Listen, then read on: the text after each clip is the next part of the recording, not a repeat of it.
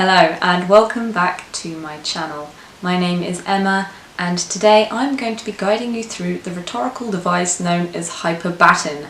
That is the order and the inversion of words and how you can use it in your writing to give a fresh new perspective and create a real authentic classical mystical vibe and just make people really feel challenged when they read your writing. It's just a cool way to switch things up, and today we're going to learn about it. So get hold of that pen, my friend. It's time to Hyperbaton. Before I get wording, I'd like to remind you to click the thumbs up and the subscribe button if at any point you find yourself enjoying my video, which I'm sure you will. This video was inspired, as many of my videos are, by the book The Elements of Eloquence by Mark Forsyth, and I happen to have a copy right here. So if you want to know where I get all of my smarts and my inspo from, it's Mark every time. So Hyperbaton. It's not a baton that has been reimagined for the modern age and can pummel twice as many victims in half the time, although that would be cool. Hyperbaton is a rhetorical device that works on the inversion of the order of words. I'm going to approach this in a very English teacher type way. So, the order of words. This is something that we all instinctively do without knowing that we're doing it whatsoever. Everybody abides by the rules of word order when they're speaking and when they're writing, and they probably don't even know how they know that they know it. So I'll give you an example, a descriptive example, and that is when you are describing a noun, you always use the following order: opinion, size, age, shape, colour, origin, material, purpose, and then your noun. So for example, if I was describing myself using the correct format of the order of words, I would say that I am a clever little 32-year-old London girl.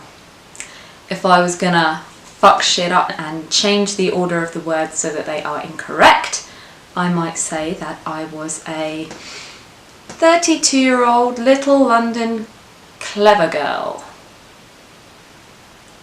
As soon as I say that, you think, that makes no sense. Why is that all mixed up? That's jumbled, that's not right, and your brain's like, "Rah!"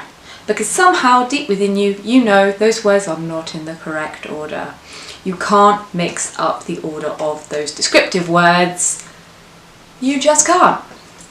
The same principles apply to the structure of sentences. So we always know when we're writing a sentence that the verb will come typically before the noun or the subject. The adjective comes before the noun because you're describing the noun. So as you're getting to the noun, you're describing the quality of it before you reveal what it is. Similarly, if your subject is doing something, it's quite common for your verb to come before your noun. It's just how we construct sentences so that they make perfect sense. If you're using Hyperbaton, you're mixing this shit up, and when you do that, things get a little bit classical. So the order of words isn't just important when you're describing a noun or when you're ordering a sentence. It also reduces right down to a granular level in the vowels that we use inside words and the order of those words. When we're using words that sound similar but only have different vowels inside them, the order should always be I, A, O. For example, bish bash bosh. You wouldn't go bosh bash bish. It sounds wrong. You don't know why it sounds wrong, but it just sounds wrong. So you will always order your similar sounding words I, A, O. I believe that it's called abort reduplication, but they're just details, aren't they, at the end of the day. So what's the big idea? What's the point? We all abide by the rules of Hyperbaton, so why do we need to learn about it? Why is it important? I'll tell you why. Of our very best poetry and our plays and our literature and our public speaking uses Hyperbaton to really pack a punch. So I'm going to give you some incredible examples right now.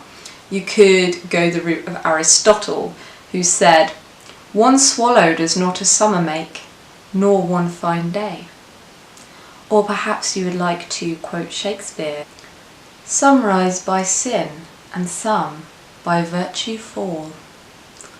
Or perhaps you would like to quote the most famous user of Hyperbaton of all time, Master Yoda. "Always two there are, no more, no less, a master and an apprentice." And that of course comes from my favourite Star Wars film, Phantom Menace. So why might we want to use or invert the order of the words in our sentence?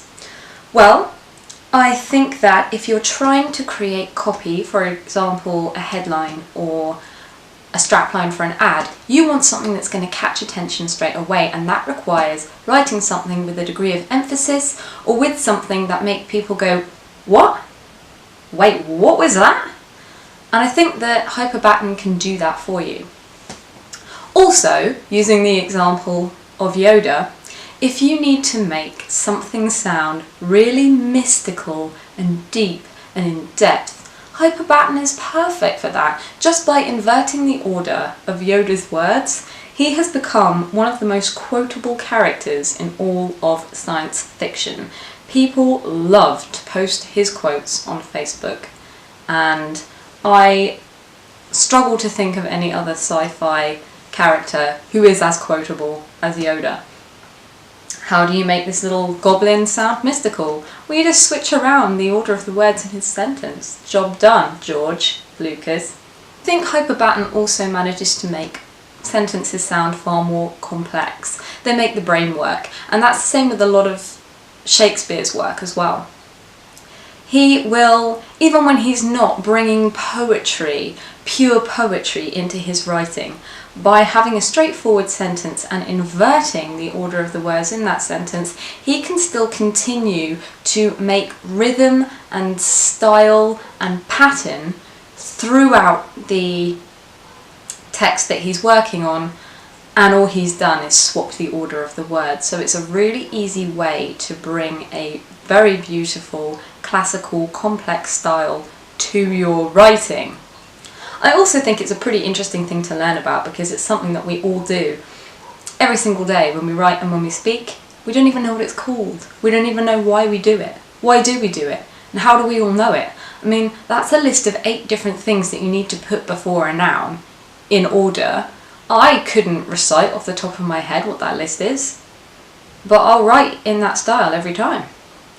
What's that about? So I hope that you learned something useful here today. If you didn't, I hope that you enjoyed watching me talk. If you've got any questions you would like to ask about Hyperbaton or the order of words or rhetoric or anything, you can leave a comment for me below or find me on Twitter at @EJCownley. Similarly, if you want to make a video request, you can do the same.